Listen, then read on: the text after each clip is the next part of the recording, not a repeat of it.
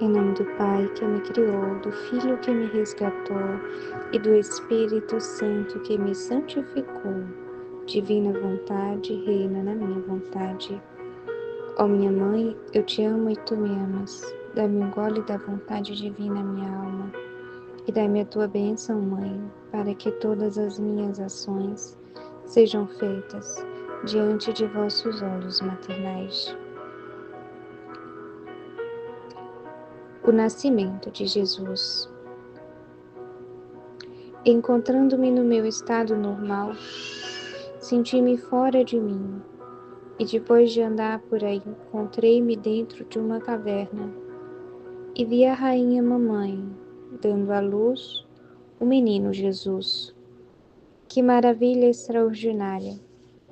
Pareceu-me que tanto a mãe quanto o filho haviam se transformado na mais pura luz.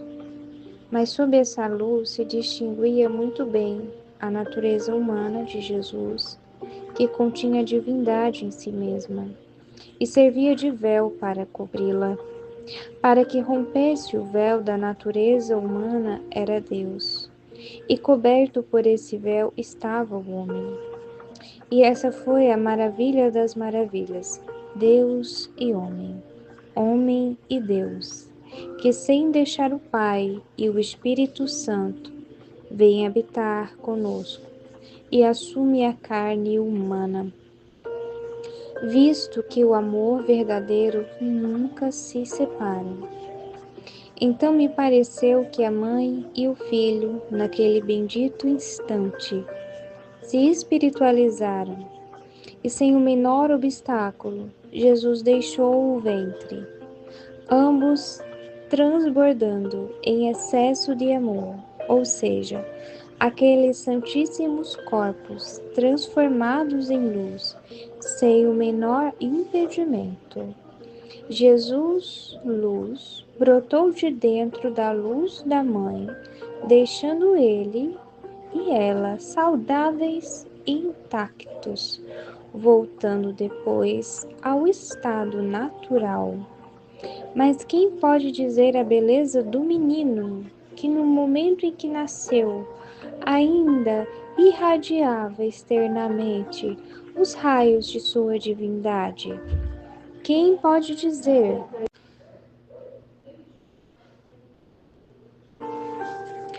Quem pode dizer a beleza da mãe, que estava toda absorta nesses raios divinos? Jesus luz brotou de dentro da luz da mãe, deixando ele e ela saudáveis e intactos. Acho que está repetido aqui no trechinho. Deixa eu ver se eu encontro a parte correta.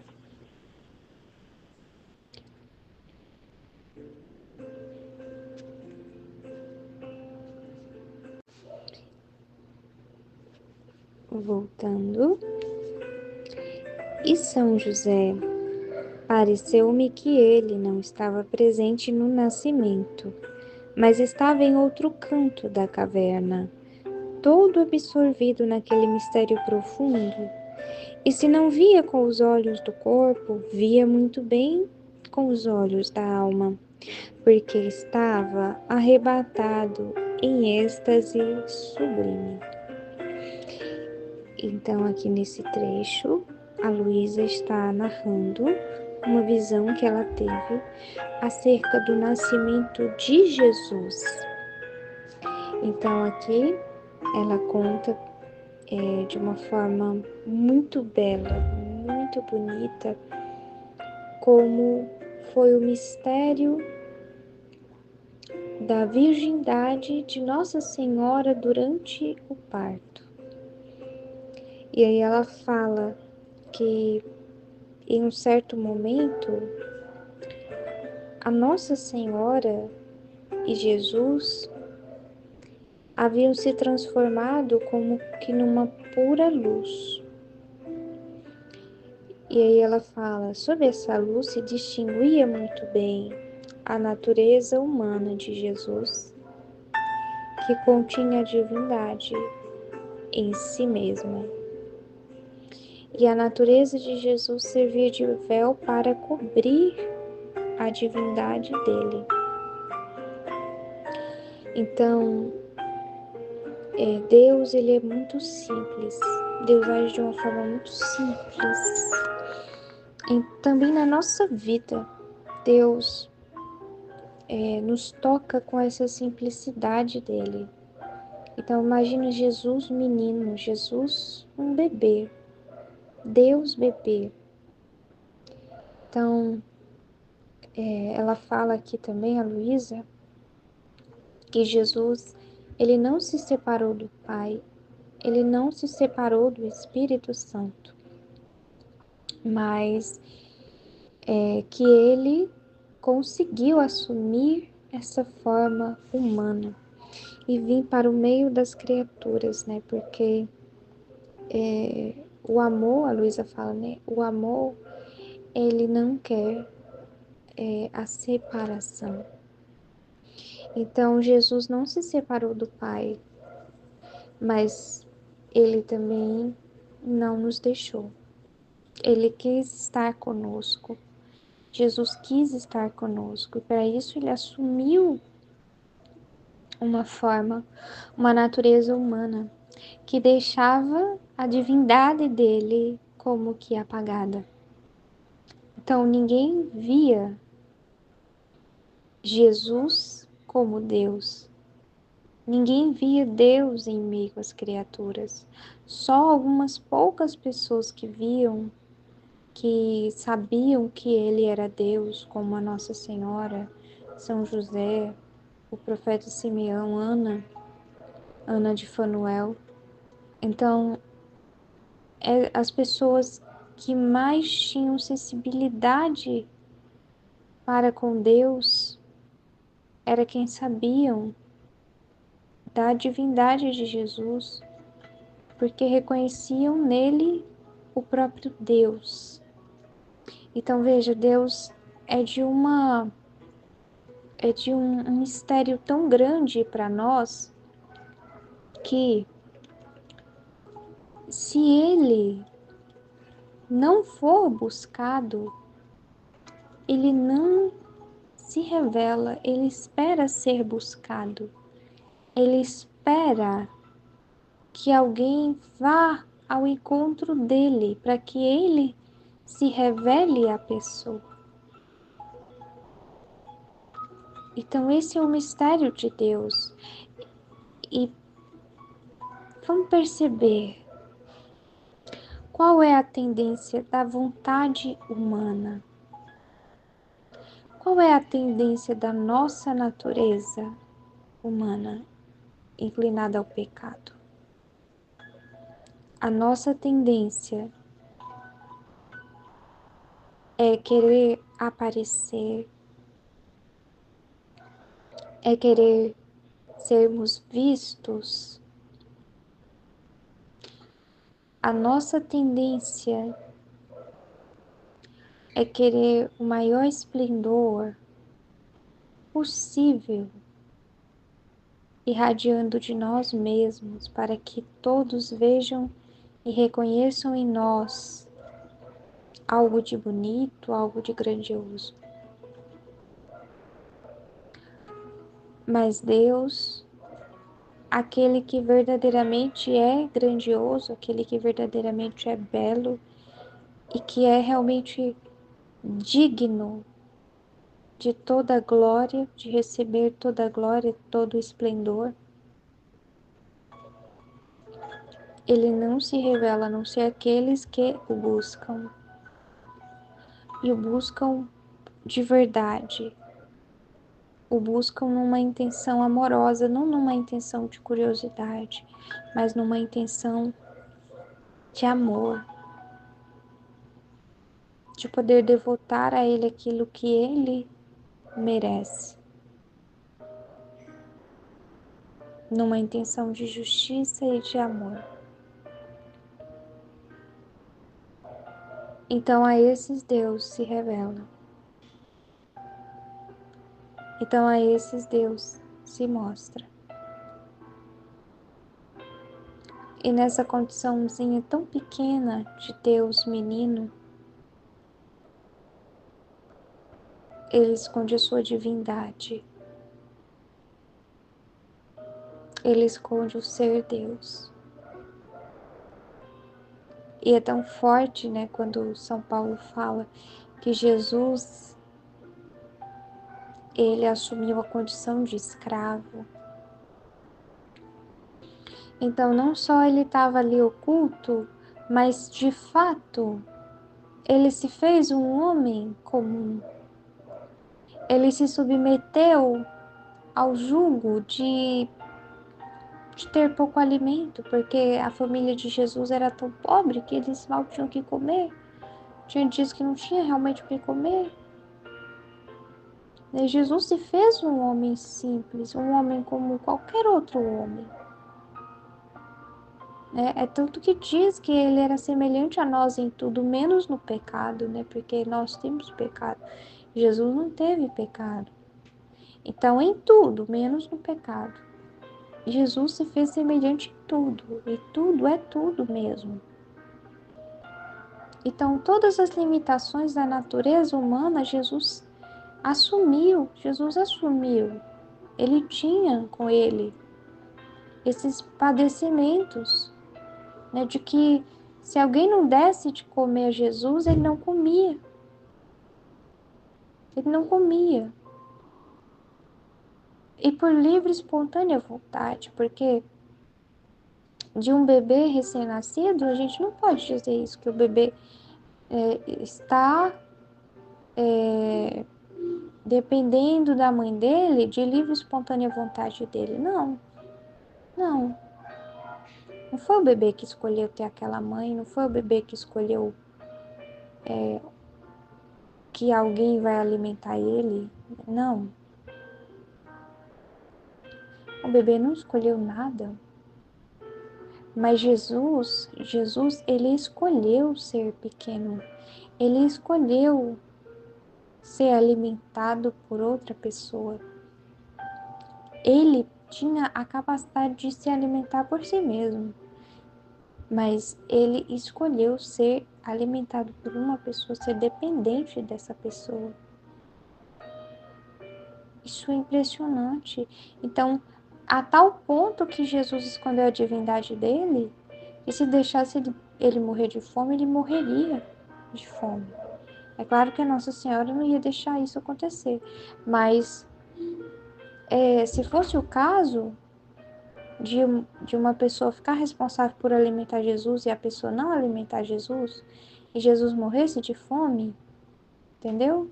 Ele iria realmente chegar a esse ponto de morrer de fome, porque ele tinha escondido a sua divindade. Jesus tinha escondido. Então, da mesma forma, Jesus esconde a divindade dele em nós,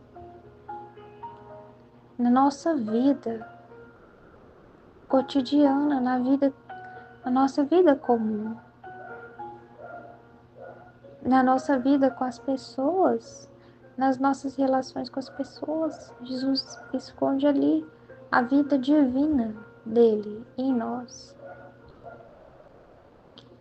E você olha, observa e pergunta assim: tá, o que é que tem de especial na sua vida?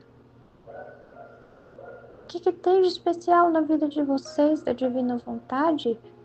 Não tem nada de especial, a gente não vê nada de extraordinário, nada de cintilante, de bonito, de cheiroso, a gente não vê nada de extraordinário. A nossa vida é uma vida comum. A nossa vida é uma vida escondida como a de Jesus. Jesus tinha uma vida escondida. Jesus, a vida toda ele foi escondido. A não ser na vida pública dele, quando ele começou a fazer os milagres. Mas ele fazia os milagres porque aquelas pessoas precisavam ver aqueles milagres para acreditarem. E mesmo assim, não acreditaram, porque senão não teriam feito aquela revolta contra ele em Jerusalém, em que todos disseram: crucificam. Mas veja, era tamanha a necessidade que eles tinham de acreditar num Messias que tivesse uma capacidade material, que tivesse uma capacidade extraordinária, mas num plano ainda material, né? Que Jesus fez os milagres para eles. Mas a vida toda de Jesus, ele era um homem comum. E o que ele estava fazendo? Por que que ele não passou mais tempo da vida dele fazendo milagres e prodígios? Por quê? O que era que Jesus estava fazendo nessa vida oculta dele? Quando ele estava lá na casinha de Nazaré, polindo madeira, o que ele estava fazendo? Que vida ele tinha? Então, Jesus era um homem tão comum que lá na terra dele, na Galileia, né, fala o Evangelho que as pessoas elas tiveram uma resistência e Jesus dá aquele discurso de que o profeta ele não é bem acolhido na sua terra. Né? Jesus faz esse discurso. Porque diz, né, fala que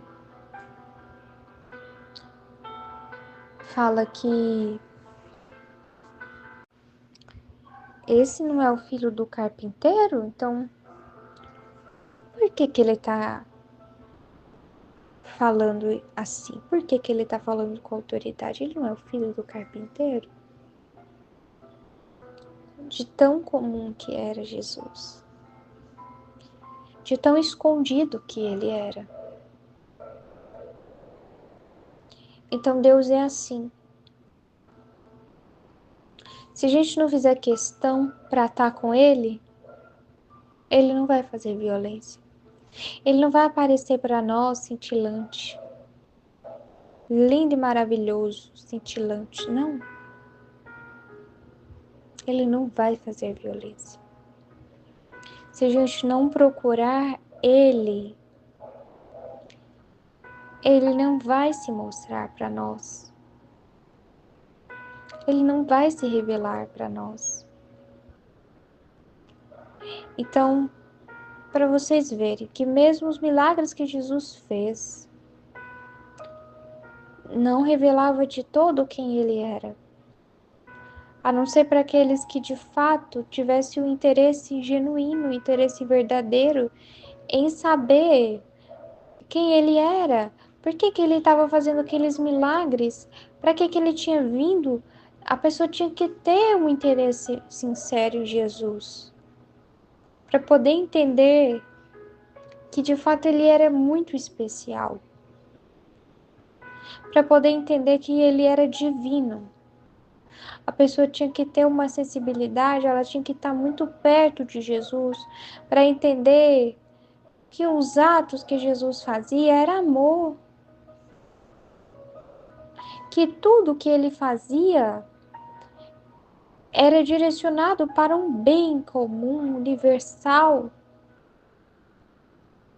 que ele não pensava nele mesmo, ele só pensava nos outros, em poder doar-se, doar de si para os outros.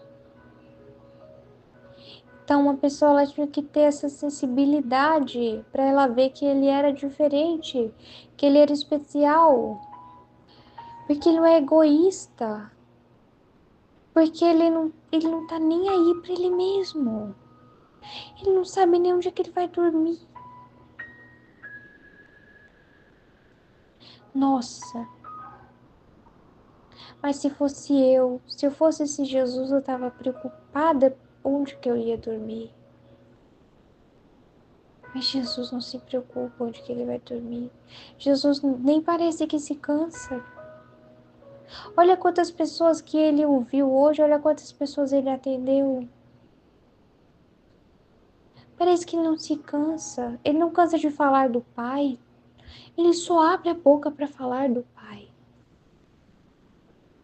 Que impressionante. Ele só fala do Pai. Ele nunca fala dele mesmo. E quando ele fala dele, é para poder falar do Pai. Ele fala junto, ele fala dele junto com o Pai, junto com o falar sobre o Pai. Nossa, que impressionante que é esse Jesus. Então a pessoa tinha que fazer esse exercício para ela poder ir entendendo que Jesus era diferente, que ele era divino. Então, nós, porque vivemos na divina vontade, tomamos posse dos atos de Jesus, que são divinos. Mas quantos atos de Jesus?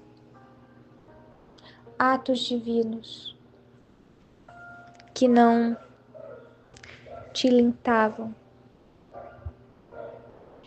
que não eram luminosos e cintilantes aos olhos das pessoas,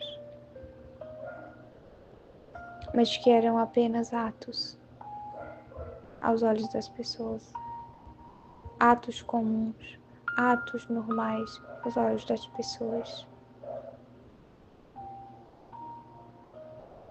Então, como essa estima de ser visto santo, de ser reconhecido pelos outros, não deve permear o nosso coração. Porque Jesus, nem ele era de todo conhecido das pessoas.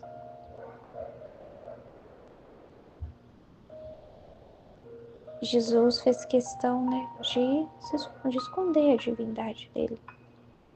E Deus vai fazer questão de esconder de nós também essa divindade.